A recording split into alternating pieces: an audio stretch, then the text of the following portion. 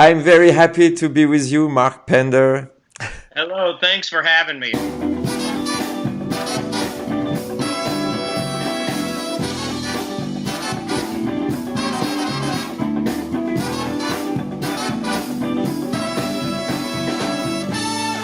In this show, we try to understand people who did something different, something special, something creative, something in sports, in arts, in their life.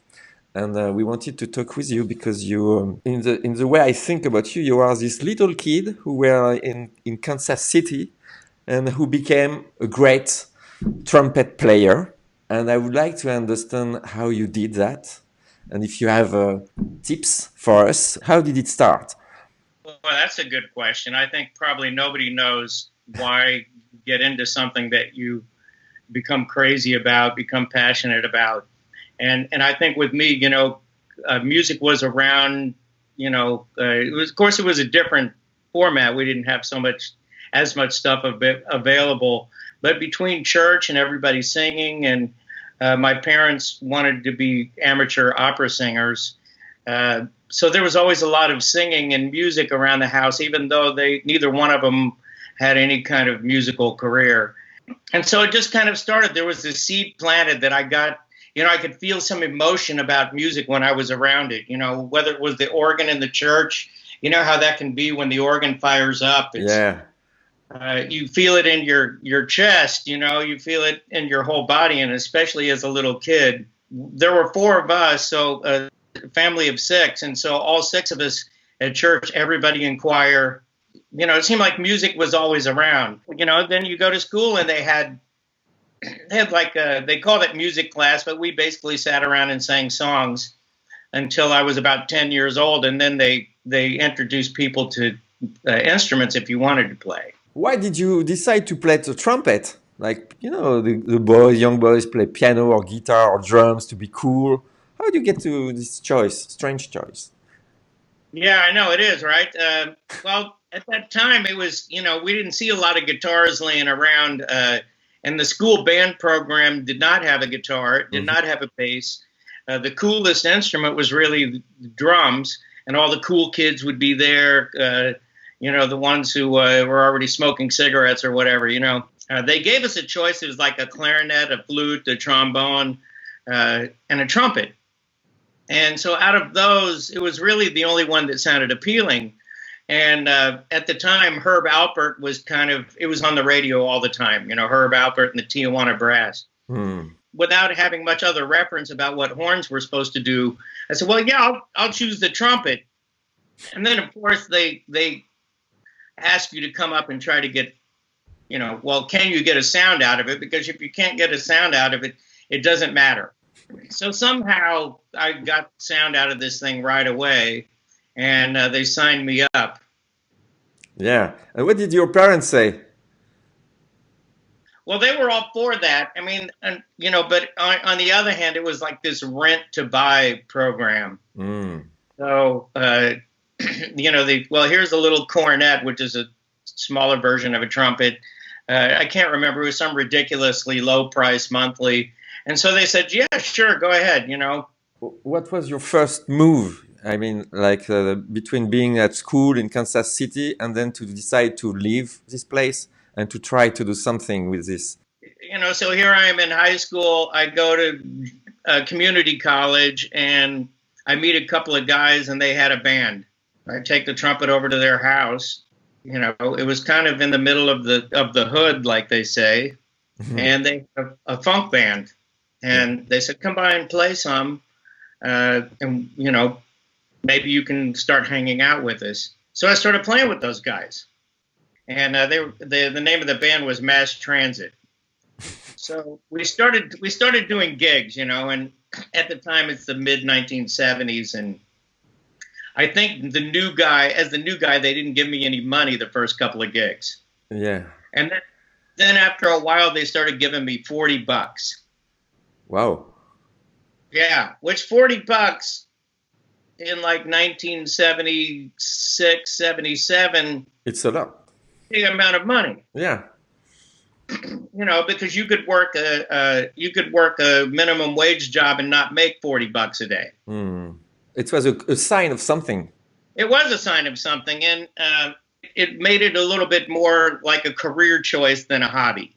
Yes. What happened? How did you move to another place?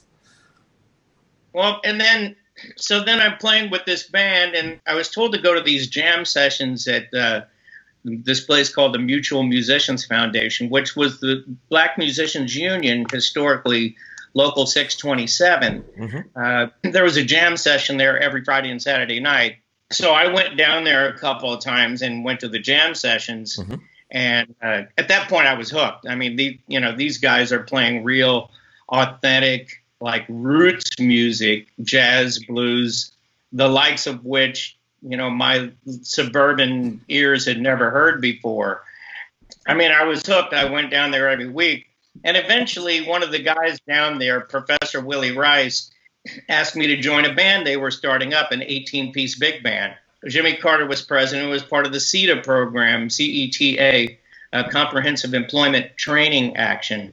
And it was meant to get unemployed people enough skills to move into a career. Somehow there were only two bands as part of this program. One was in New York City, one was in Kansas City. It was an incredible experience for me because now all of a sudden I'm playing like 6-7 hours a day, reading music, improvising, singing, learning so many different on-hand skills with this orchestra. In the meantime, we still had our funk band. I had these unbelievably long days from 11 a.m. to, past midnight. So anytime anybody new was in town or one of my friends was playing a gig and I wasn't working, I'd go over there and ask to sit in and just jam with them. I started hanging around when I was 18 and I left Kansas City when I was 22. It seems like it was longer than it actually was. I went to jam with some people. There was this organist in town, Charles Erlin, and he was a recording artist. He was playing at a local venue, and I asked him to sit in. So I sit in with him, and my buddy, the sax player, Steve Harvey, we're both sitting in with him, and he tells us, you know what, I'm coming back in a year, and I want you guys to join my band. And I'm like, yeah, whatever. Sure, you will. Sure, you will. He comes back a year later and asks us to join his band. At that time, this CETA program we knew was going to end. Jimmy Carter, as soon as his presidency was over, that program was over.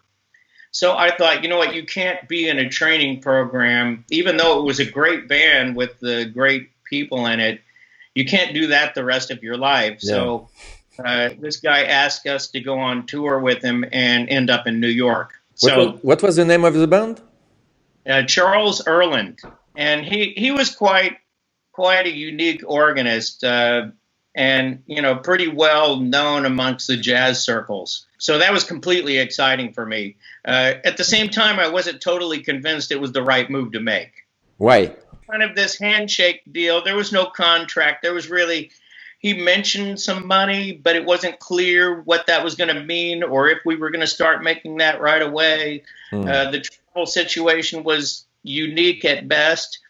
He had a school bus that he converted. He took seats out of it, and we put the organ and all the sound equipment and everything in the back of that, and we'd ride to the next venue, set the equipment up ourselves. It sounded a little bit shady.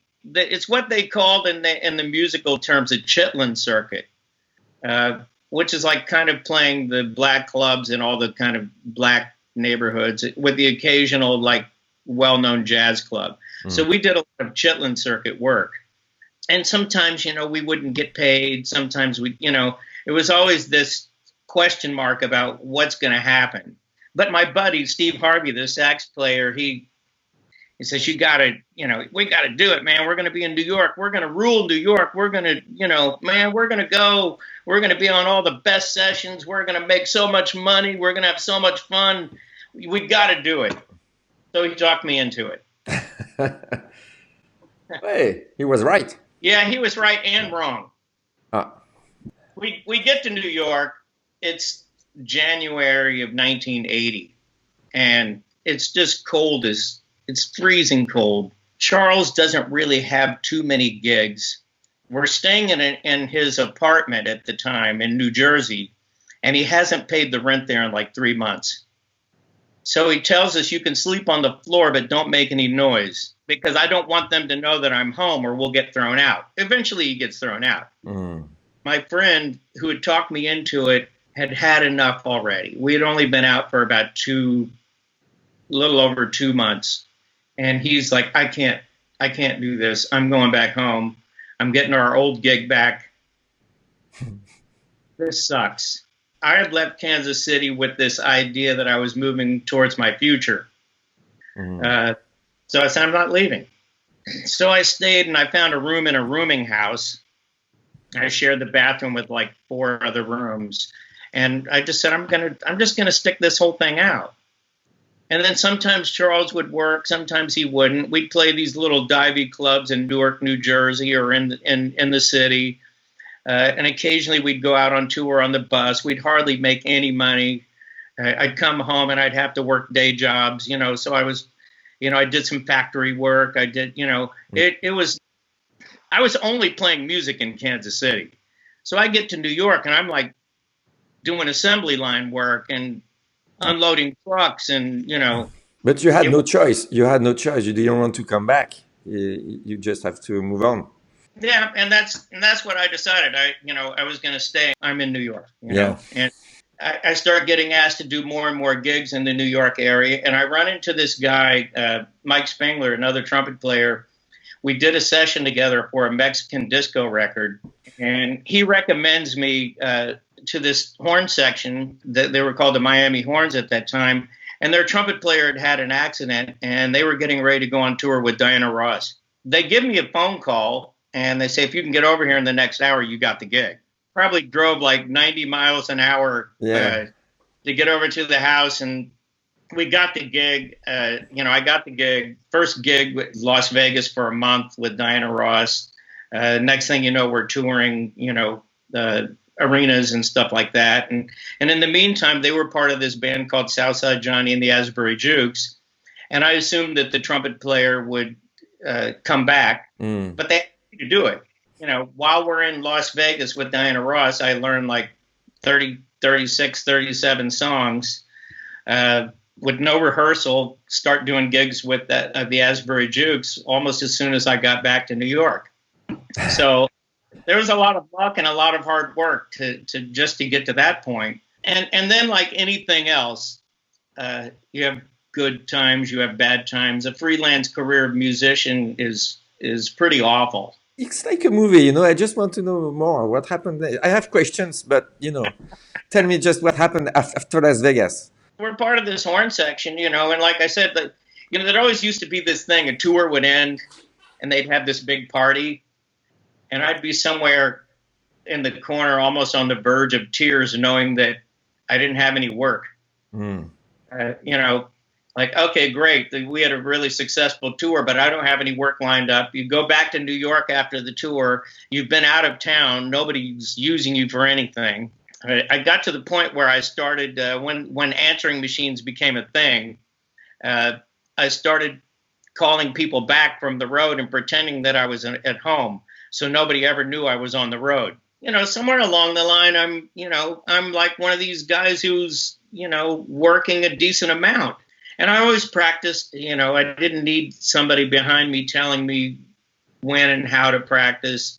I always had a good practice routine, and I still do, even with this situation that we're in now. So I'm in New York, and New York's tough. You got to say, there were a couple of times I had to go back to taking day jobs. There was one point in the mid 80s. I'd been working for a couple of years touring. I was playing in 3 bands at the same time for a while. Diana Ross, Southside Johnny and the Asbury Jukes, and Little Stephen and the Disciples of Soul.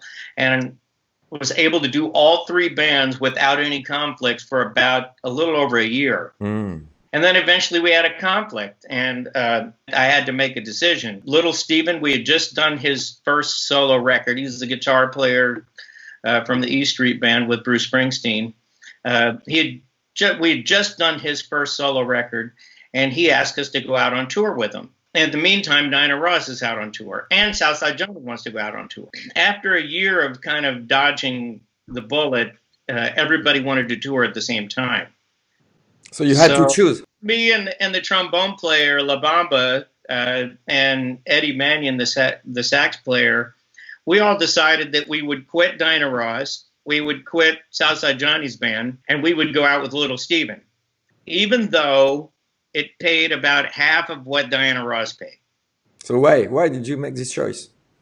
I don't know. I still wonder. Why? Oh, why? You know what the thing is, though? Diana Ross, like, she would do records and bring in studio musicians, and, we'd never play on any of the records or anything. We did some TV appearances with her, but with Little Steven, we were on the record.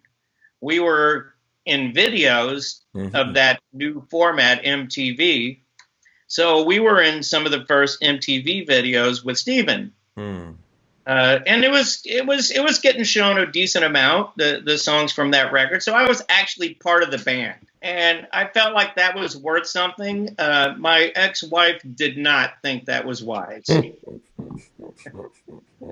So I stick it out with Steve, and we travel. We do Europe, we do the U.S. This lasted for about a year and a half. And at the end of it, he says, "Look, I can't afford the horn section anymore." Oh. So now I'm not working. In the meantime, some of the guys that replaced us in Southside Johnny, the trumpet players in particular, one of them wasn't working out. So I rejoined Southside Johnny and the Asbury Jukes. And I started going out on tour with him and played with him forever. I mean, I love that guy. He showed me so many things. And it's still part of this New Jersey rock and roll scene, and stays close to the ties of Bruce Springsteen and Steven and Bon Jovi and everybody, as part of that same community. I think that's been one of the biggest things in my whole career is being part of a community, being on my own, because I haven't done really any of this on my own.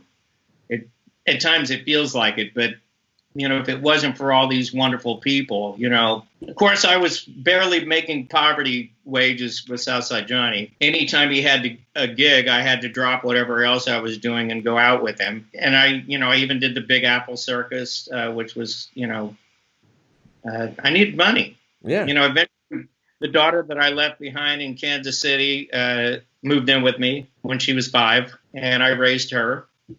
Alone? Well, with my ex-wife, and then alone for a couple of years, and now with Francoise. I'm glad that I did what I did. It was a lot of people question why would you do that? It's the mother's decision, but I didn't see where she was getting the care she needed, so she moved in with me, and that made touring and everything difficult too.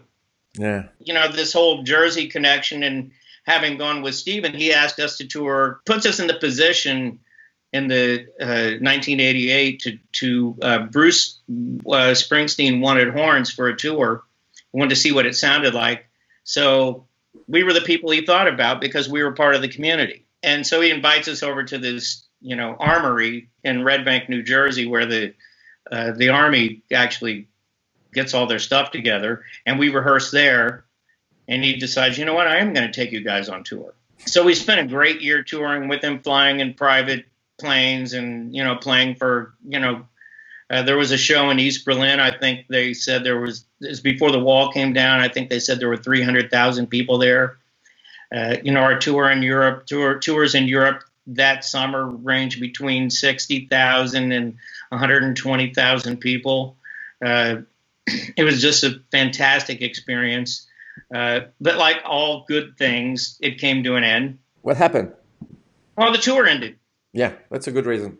And so, and then these guys, you're not on payroll anymore. You're done. That's it. It's a great opportunity. And I learned so much from being around, these people. And of course, I met Max Weinberg, who, cut to, 3 or 4 years later, Well, we had done a band that had a jump blues kind of format, and it was kind of like Kansas City music.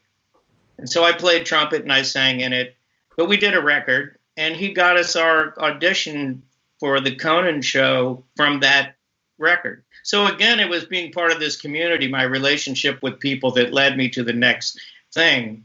And I always felt like studio musicians looked down on me, but in reality, I was probably as busy as anybody in that era. And then, you know, especially when it came to the 90s, I was probably more busy than most of the guys who, and then having a TV show was just a great gig. Yeah, because you did that like 25 years with Conan O'Brien? 25 years, yeah. You were playing in the band and at the same time, like you doing gigs and stuff like that, or you were just on TV? I was doing that. I was, whenever we had off weeks, if I'd go out of town and play festivals and concerts, was doing jingle sessions, record sessions, movie dates, playing private parties, playing clubs. I was just playing so much, and those New York years were so great. You know, I got there when I was 22, and you know, by the time all this started happening, I was in my late 30s, early 40s with Conan. It was a great time to live in New York, wide open music scene. You know, even though a lot of clubs have closed, like they have worldwide, I think. You know, guys aren't cutting their teeth on club gigs like we did. When I had that inner city orchestra job, we'd play 5 days a week, but also I'd play in a club like 4 or 5 nights a week. Drove me. What was it? You know, I have to say it was probably always has been more passion than money. Music's a terrible career. I'm so thankful and grateful for everything. And I've managed to make a decent amount of money, but that wasn't the determining factor. I was going to do this if I was broke or if I earned millions. You know, you have to think those years in New York before I got the TV show. You know, I'd been there 13, 14 years already. And I had some good years, and I played on a lot of great records. You know, like, for instance, I did a David Bowie record. We'd go up and record it for like a week, and, you know, it was a tremendous amount of money for this one record. But it accounted for like 2/3 of my money for the year. You know, I go home, and I'm like working in I was working at the Mercedes-Benz file department. Why not? Why not? Well, it was money, yeah, you know. Sure. When I left to go do the record, they said, "Well, how come you can't come in next week?" And I go, "Well, I'm going to go record a record with David Bowie." And they're like, "Come on." Yeah, sure you will. So you played with David Bowie? Yeah, got to spend a really intimate week with him in Canada. We recorded the Tonight record. Blue Jean was the hit on that record. It was after Let's Dance, the record after Let's Dance. Of course, I thought again, like so many times in my career, like, oh man, this is it. You're going to go on tour with David Bowie now, and he didn't tour for that record. But you did it with Diana Ross, you did it with Springsteen, you spent 25 years with Conan O'Brien. That's not bad, you know? It's not bad. That's not bad. Not bad. What it takes to hold on, I think, is you know, because, you know, those bad years feel really bad. Yeah. So and pull to get a real job, something that pays better other than like piecemeal work. You know, it's very real. You know, people feel like, how come you don't try to like teach or do whatever? And yeah, I didn't have passion for that. So you didn't have any plan B? No plan B. Yeah. And, you know, Never. I would advise, but that was just who I was. You know, high school, the guidance counselor and my parents, everybody said, look, you got to have a plan B, figure out how to do something else. Music sounds like a terrible choice. And they were probably right. But I also didn't take no for an answer. When it seemed like it wasn't supposed to work, that meant I just needed to work harder. So you never gave up, never? Never gave up. Never, not once. I mean, I always practiced. I always played gigs whenever they came in, you know. You know, you have to train to stay up. So if something good comes in, but some of it isn't even that. I mean, I feel like it's part of my DNA. It's part of what makes me. If I didn't have that every day, I probably would feel lost. Do you have any regrets? Yeah, sure. Plenty. Many? Oh yeah, plenty. The whole choice with Little Steven versus Diana Ross. Mm. If I would have stayed with her, I could have gotten another 4 or 5 years of great income. I don't know. I'd done this record for this band called Power Station, and they had a big hit called Some Like It Hot. I got asked to do Saturday Night Live with them. It was that or go to Germany with Southside Johnny for 3 weeks. I didn't want to leave the band. Yeah. The guy who played with me, Lenny Pickett, became the musical director for Saturday Night Live. He joined the band shortly after. I always felt like I should have. You don't know, you know? Well, you don't know, and then there's the pitfalls of being in this type of life. The party atmosphere, too much alcohol, too many drugs. It slowed me down. If we try to sum up and see the keys, the keys of your success or your story, the community, you said that a lot, that you were always part of a good band, by definition. Luck. Sometimes hard decisions. Yeah. What else? The amount of time that I've spent, the cumulative amount of time that I've spent doing this.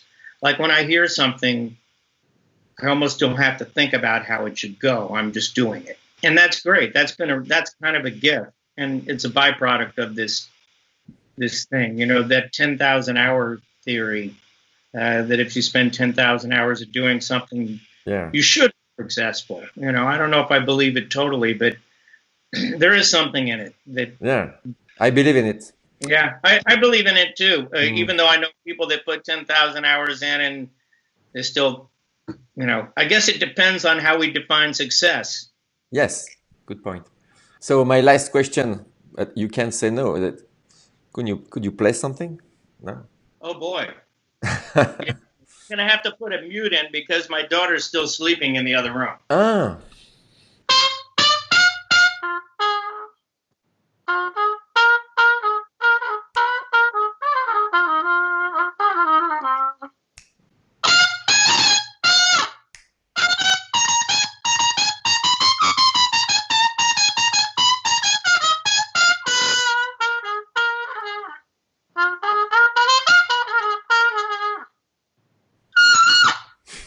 Wow.